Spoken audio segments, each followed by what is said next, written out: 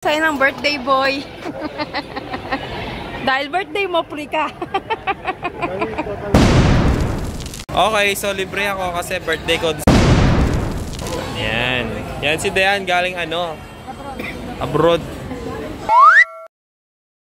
Salamat at nakabisita sila. Dito na nga kami nagkita-kita sa SM Clark. Andito sila Mama Sandra, Ate Joyce, Dayan na pinsan ko, si Abril ang pamangkin kong laging may highest honor, si Yeon na mahilig sa horror, si Zion na Chinese, at si Zylong na Vietnamese.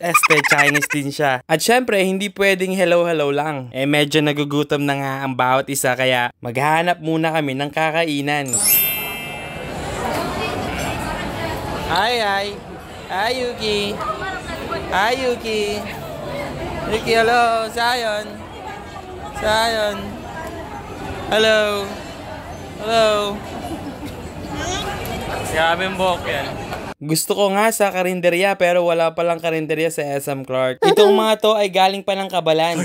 Kaya naman gusto na lang kumain sa Kabalen. Madami nga kami kaya dapat may discount. Sabi ni Sir Kabalen, kung sino daw may birthday ngayong buwan, libre na daw. Sabi ko, ako, birthday ko. 24 na ako ngayon. Okay, so libre ako kasi birthday ko December.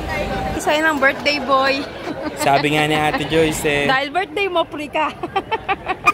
Oo nga pala, hindi pala ako gagastos dito. Etong si Dayan mayaman, ang nanlibre. Yaman to May idagdag ko lang si Dayan ang pinakamabait sa aming magpipinsan. Paborito siya ng Lola Karing.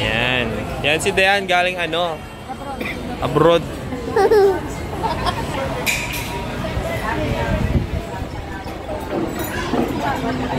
A few moments later. Nauna na ngang kumuha ng plato ang anak ko na si Israel. Naghahanap pa nga ng kutsara.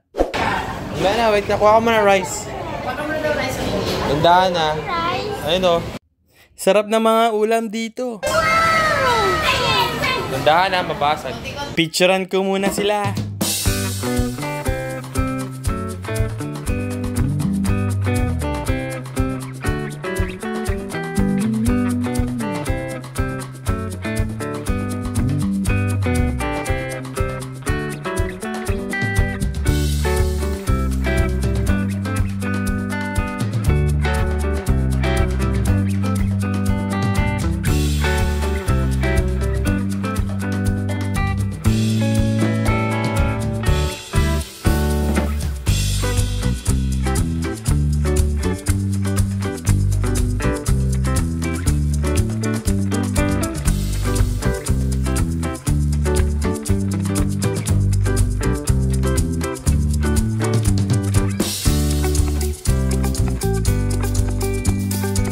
Pinicturean ko muna si Mama habang di pa siya high blood sa mga kinakain niya.